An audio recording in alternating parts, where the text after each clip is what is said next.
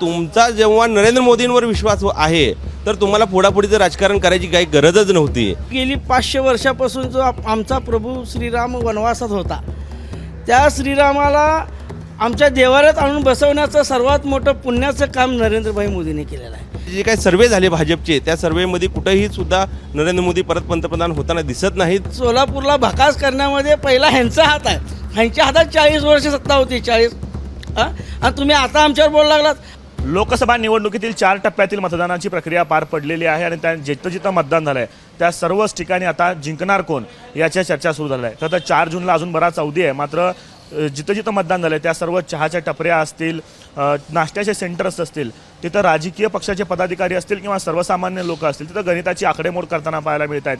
मतदानमध्ये नेमकं किती मताधिक्य असणार याच्या चर्चा जे रंगताना पाहायला मिळतात। सोलापुरात देखील यंदाची निवडणूक अत्यंत चुरशी झाली। मी सध्या एका नाश्ता सेंटरवरती आणि इथं राजकीय पक्षाचे पदाधिकारी एकत्रित जमलेले आहेत। माझ्यासोबत राष्ट्रवादी शरदचंद्र पवार गटाचे प्रशांत बाबर आहेत आणि मनसेचे प्रशांत इंगळेजी आहेत आणि दोघांमध्ये देखील आत्ता आकडेमोड सुरू आहेत। सुरुवातीला महायुतीचे घटक पक्ष नसले तरी प्रचारामध्ये सहभागी झालेले मनसेचे पदाधिकारी प्रशांत इंगळेंकडे येऊयात। आकडेमोड सुरू झालेली आहे, कशा पद्धतीने आकडेमोड करतात, सोलापुरात काय चित्र?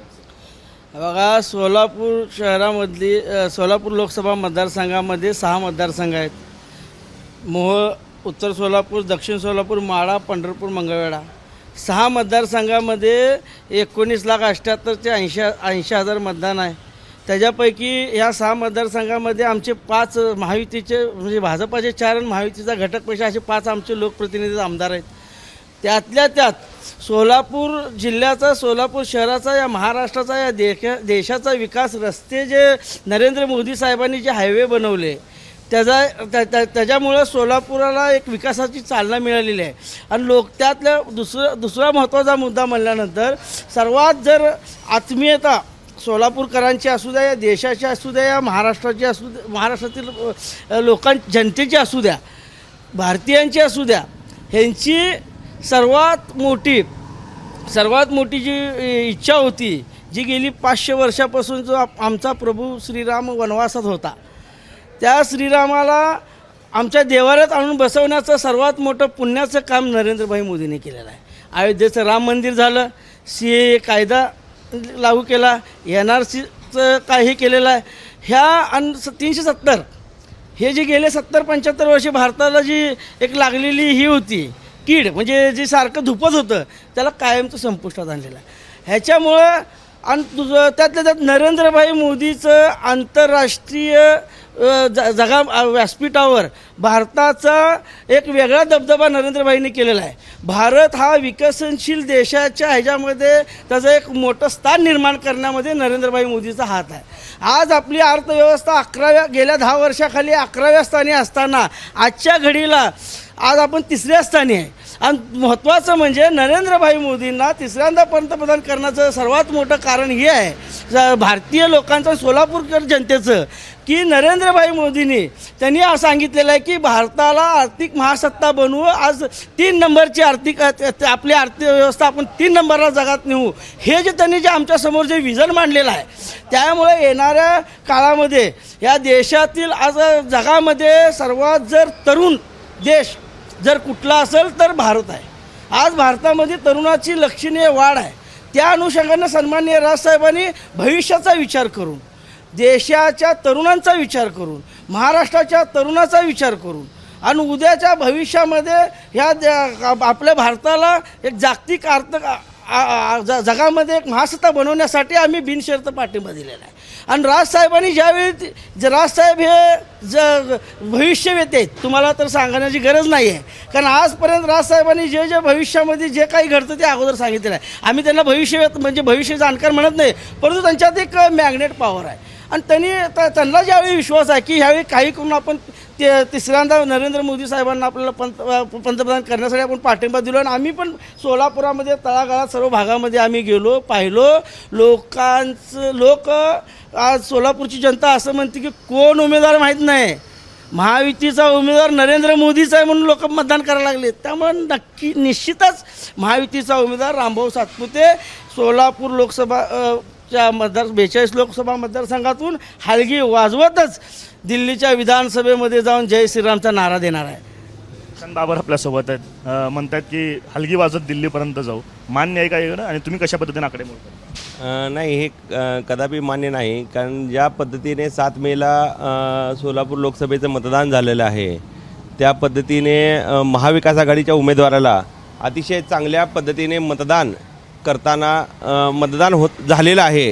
हे आम्हाला सोलापूर लोकसभा मतदारसंघातील परिस्थितीवरून समजतंय. ज्या पण बूथवर आम्ही त्याची माहिती घेतली, त्या बूथवर चांगल्या पद्धतीने महाविकास आघाडीच्या उमेदवाराला मतदान झालेलं आहे. हे आम्हाला समजल्यानंतरच आम्ही या सर्व गोष्टी बोलतोय. कारण काय, आम्ही काय भविष्यकार नाही किंवा भविष्य जाणणारे व्यक्ती नाही. दुसरी गोष्ट, 4 विषय आहेत की महायुतीचा उमेदवार इथे पराभूत होण्याची. एक सर्वात महत्त्वाचं कारण आहे की शेतकरी कष्टकरी वर्गाने जिथे आदरणीय शरद पवार साहेब आहे तिथे आम्ही खंबीरपणे त्या उमेदवाराला मतदान देऊ, ही भूमिका आपल्या माध्यमांच्याद्वारे मांडलेली आहे, सगळ्या जगासमोर आहे. आणि त्या पद्धतीने मोहोळ, मंगळवेढा, पंढरपूर, दक्षिण सोलापूर या भागातील शेतकरी आणि कष्टकरी वर्गाने अतिशय मोठ्या प्रमाणात महाविकास आघाडीच्या उमेदवाराला मतदान केलेलं आहे. आणि दुसरी गोष्ट, गेल्या 10 वर्षामध्ये गल्लीपासून दिल्लीपर्यंत सत्ता भाजपची असताना आणि ज्या विकासाच्या मुद्द्यावर पंतप्रधान नरेंद्र मोदी झाले, तो विकास सोलापुरात झालेला नाही. बेरोजगारी, महागाई ही प्रचंड मोठ्या प्रमाणात वाढलेली आहे. महिलांचे, शेतकऱ्यांचे, युवकांचे प्रश्न सुटलेले नाहीत आणि ते वाढताना दिसत आहेत. आणि तिसरी गोष्ट अशी आहे की जो उमेदवार महायुतीने लादला असं मी म्हणेन. कारण भाजपच्या कार्यकर्त्यांनी, नेत्यांनी सुरुवातीला त्यांना विचारलंच नाही. जेव्हा सुरुवातीला त्यांची उमेदवारी जाहीर झाली त्यावेळेस अतिशय म्हणजे 2 आमदार, इथले शहरातील 2 आमदार, स्थानिक 2 आमदार हे प्रचारात सुद्धा सक्रिय नव्हते. त्यांची 2 मुलं सक्रिय होती. ह्याचा अर्थ काय होतो? कार्यकर्ते त्यांचे सक्रिय नव्हते. त्यामुळं लादलेला उमेदवार असल्यामुळं त्यांनी सुद्धा मन लावून काम केलेलं नाही. आणि चौथी सगळ्यात महत्त्वाची गोष्ट अशी आहे, देवेंद्र फडणवीस यांनी महाराष्ट्रामध्ये जे गलिच्छ राजकारण केलं गेल्या 3-4 वर्षामध्ये, त्या राजकारणाला येथील जनता अतिशय कंटाळलेली होती. कारण तुमचा जेव्हा नरेंद्र मोदींवर विश्वास आहे तर तुम्हाला पुढापुढीचं राजकारण करायची काही गरजच नव्हती. आणि नरेंद्र मोदींनी जी काही स्वप्न दाखवली ती स्वप्न पूर्ण करता आली नाहीत. 2 कोटी रोजगार त्यांना उपलब्ध करून देता आले नाहीत. 15 लाख रुपये त्यांना लोकांच्या खात्यात देता आले नाहीत. आज जे शेतकऱ्यांना ते सन्मान योजना म्हणून सांगतात 12,000 रुपये आम्ही देतो. अरे, मी शेतकरी आहे, माझ्या शेतामध्ये मला 2 लाख 3 लाख रुपयाचं खत लागतं वर्षाला. त्याची जर GST जर बघितली, 1 लाख रुपयाच्या खताला 18,000 GST त्यांनी घेतलात. हे कुठलं न्यायालय आहे? जे 300 रुपयाला 350 रुपयाला खत होतं ते आज 900 रुपये 1000 रुपयाला गेलेलं आहे. ही महागाई कुठं वाढलेली आहे हे दिसत नाही आहे का? आणि हा कसला विकास आहे? जिथं लोकांची पिळवणूक करून लोकांकडनंच पैसा घेऊन तुम्ही जर ह्याला विकास म्हणत असाल तर तो विकास नाही. जनता अतिशय त्रासलेली आहे, त्रस्त झालेली आहे. त्यामुळं जनतेने यावेळेस त्यांना धडा शिकवण्यासाठी त्यांच्या जे काही सर्वे झाले भाजपचे, त्या सर्वेमध्ये कुठंही सुद्धा नरेंद्र मोदी परत पंतप्रधान होताना दिसत नाहीत. त्यामुळं महापालिकेच्या इलेक्शनमध्ये जसा एखादा नेता वार्ड वाईज सभा घेतो का, तसे सभा महाराष्ट्रामध्ये पंतप्रधान असून सुद्धा ते घेत आहेत. ह्याच्यावरून त्यांचा पराभव आहे निश्चित झालेला आहे हे दिसून येतं आहे. आणि त्यामुळं महाविकास आघाडीचा उमेदवार सोलापूर लोकसभा मतदारसंघामध्ये निश्चितपणे चांगल्या पद्धतीने मतांनी निवडून येणार. 1 ते 1.5 लाख मतांनी निवडून येणार हे आमचं उघड प्रेडिक्शन आहे. वार्डातल्या नगरसेवकाप्रमाणे पंतप्रधान फिरतात, तशा सभा घेतात असा आरोप करतात आणि जनता नाकारणार असं. मी आता त्यांच्या प्रश्नाचं पहिलं उत्तर हे देतोच तुम्ही बोललेला. परंतु त्यांनी जे म्हणले शेतकऱ्याबद्दलचा विषय की एक शेतकरी नरेंद्र मोदी म्हणजे केंद्र आणि राज्य सरकारचे मिळून 12,000 रुपये द्यायला लागलेत आणि खताच्या माध्यमातून 18,000 GST घ्यायला लागलेत. 1 लाख रुपयाचा खत. मला हे सांगा, ह्यांचा अभ्यास कुठं आहे? मला सांगा, आपण जे केंद्र सरकारने असू द्या किंवा राज्य सरकारने असू द्या, जे शेतकरी सन्मान योजना राबवलेली आहे ते अल्पभूधारक शेतकऱ्यासाठी आहे. मग अल्पभूधारक शेतकऱ्याची जास्तीत जास्त जमीन किती असते हो साहेब? 2.5 एकर ते 7.5 एकरच्या वर टार्गेटच नाही आहे. 5 एकर. आता ह्यांनीच सांगितलं बघा, जनताच बोलायला लागले 5 एकरच्या शेतीला 1 लाखाचं खत कुणी घेतलंय का दाखवा बरं. आणि इथं 5 एकरच्या शेतीला किती रुपयाचं खत लागतं. म्हणजे किती हास्यास्पद आमच्यावर आरोप करतात त्यांनी. त्यांचा अभ्यासच कच्चा आहे मुळात. खोटं बोल पण रेटून बोल ही त्यांचं महाविकास आघाडीचं अजेंडाच राहिलेला आहे. राहिला त्यांनी काय म्हणतात की नरेंद्र मोदी साहेब महापालिकेच्या निवडणुकीसारखं गल्ली बोळात फिरत आहेत. बरोबर आहे पंतप्रधान असून. मी काय म्हणतो माहिती आहे का, ह्यांना काय एवढा पोटशिळ. मोदी साहेब हे पंतप्रधान आहेच पण आपण म्हणतोय, परंतु त्यांनी स्वतः काय म्हणतात की मी जनसेवक आहे, मी कामदार आहे, मी जनतेतला आहे. मग आता पंतप्रधानांनी जनतेत मिसळल्यानंतर का नाही ह्यांनी आरोप करायचं कारण काय. तुमचे कधी कधी आले कारण तुम्ही काचेच्या घरात बसणार आहे, तुम्हाला एसीत गर्दीत कधी फिरायचं तुम्हाला माहीत नाही आहे. सर्वसामान्य तळागाळातील जनतेचं तुम्हाला दुःख माहीत नाही आहे. त्यामुळं आज जे मोदी साहेब फिरतात महाराष्ट्राचं गर्व आहे. सोलापूरकरांचं पण एक अभिमान आहे की आज आपल्या सोलापूरकरांच्या म्हणजे आपल्या भेटीला 2-2 वेळा पंतप्रधान येतात. ही सोलापूरकरांसाठी खूप म्हणजे भाग्याची गोष्ट आहे. आणि आपली कदर मोदी साहेब करतात सोलापूरकरांची. म्हणजे सोलापूरकरावर सोलापूरच्या जनतेवर मोदी साहेबांचं किती प्रेम आहे, किती लक्ष आहे हे यातून सिद्ध होतं. त्यामुळे ह्यांनी जे म्हणले की महापालिकेच्या निवडणुकीप्रमाणे हे काय त्यांनी नेहमी यांचं कसं नेहमी तेच आहे. ढोल इकडून पण ढोल वाजवतं तिकडून पण ढोल वाजतं. कारण कसं आहे माहीत आहे का, त्यांनी कुठल्या पक्षाचे नीट लक्षात घ्या. त्यांनी शरदचंद्रजी पवार यांच्या तुतारी चिन्हाचे आहेत. आणि पवार साहेबाचं आमने राजसाहेबांनी सांगितलं होतं की पवार साहेब हा तेल लावलेला पैलवान आहे, कधी कुणाच्या हातात सापडत नाही. आणि शरद पवार साहेब जे आज बोलतात ते 6 महिन्यानंतर आपल्याला कळतं. त्यामुळे त्यांच्या गोष्टीकडे आपण लक्ष देऊ नका. 100% आणि 1001%, 116% हलगी लावून आमचा रामभाऊ सातपुते हे 70,000 तर आलेलेच आहेत. कारण सोलापूर लोकसभा मतदारसंघामध्ये 9 मतदार म्हणून 70,000 लोकांची नोंदणी झालेली आहे. आणि ह्या सर्व 70,000 लोकांना जगाचं बाकीच्या ह्यांच्या गोष्टीचं काही देणं घेणं नाही आहे. त्यांना फक्त श्रीराम दिसतात आणि त्यांना फक्त नरेंद्र मोदी दिसतात. त्यामुळे ती मतं तर आम्हाला मी त्याच्यावर कॉन्फिडन्सली बोललो. बाकीचं तर लीड बेनिफिट आहे, बोनस आहे. 70-80 हजारांनी आम्ही आलेलो आहे हलगी लावून. आणि जे वरचं काय येईल ना ते बोनस आहे. निश्चित आमचे सीट येणार आहे. 70 जणांतर आलेत, वरचं आमचं बोनस फक्त मोजायचं राहिलं असं म्हणतात. त्यांचा तो अति आत्मविश्वास आहे. तो 4 तारखेला अति आत्मविश्वास म्हणजे ओव्हर कॉन्फिडन्स त्यांना दूर होईलच 4 तारखेला. जेव्हा प्रत्येक बूथची जेव्हा पेट्या उघडल्या जातील, मतमोजणी चालू होईल, त्यावेळी त्यांना अति आत्मविश्वास त्यांचा दूर होईलच. परंतु ह्यांना नरेंद्र मोदींवर एवढा कॉन्फिडन्स आहे. तर नरेंद्र मोदींनी 2014ला जी आश्वासनं सोलापूरकरांसाठी दिली होती सभेमध्ये, सुशीलकुमार शिंदेंचा पराभव करण्यासाठी ते इथं आले होते, त्यावेळेस ती आश्वासनं आज पूर्ण होताना झालीत का हे त्यांनी तेवढ्याच प्रश्नाची उत्तरं द्यावी. बाकी नरेंद्र मोदींच्या नावावर जी काय मतं मागतायत, पण आज नवीन वर्ग जो ह्यांनी सांगितला युवा वर्ग आहे तो उमेदवार बघून मतं देत आहेत.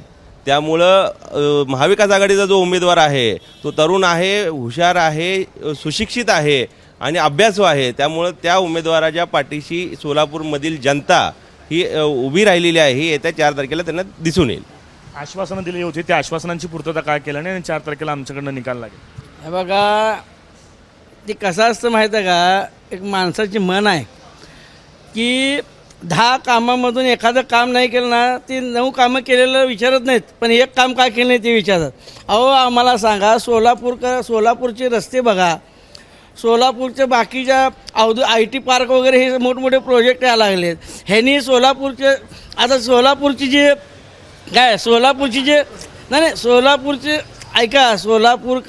जे बेकारी आणि आता म्हणजे जे लोक पुण्याला वगैरे झालेले आहेत, हे कधीची घटना आहे 2014च्या नंतरची आहे. म्हणजे सोलापूरला भकास करण्यामध्ये पहिला ह्यांचा हात आहे. ह्यांच्या हातात 40 वर्ष सत्ता होती. 40 आणि तुम्ही आता आमच्यावर बोलायला लागलात. ह्या सोलापुराचा जो तुम्ही म्हणता ना ह्यांनी आश्वासनं पूर्ण केली. आता या 3ऱ्या टर्ममध्ये सोलापूरचा आज महत्त्वाचं म्हणजे सोलापूरला स्मार्ट सिटीमध्ये आज आपण घेतलेला आहे. स्मार्ट सिटीच्या माध्यमातून बघा तुम्ही सोलापूरचं एक वेगळं लेवलला सोलापूर शहर आहे. ग्रामीण भागामध्ये आम्ही गेल्या वेळी प्रचाराला गेलो होतो, तर मला एक असे अनुभव आले की आम्ही सहज प्रश्न विचारला नागरिकांना की बाबा पूर्वी रस्ते कसे होते ते म्हणले खरतड होते, हां आता कसे आहेत मग डांबरी आहेत.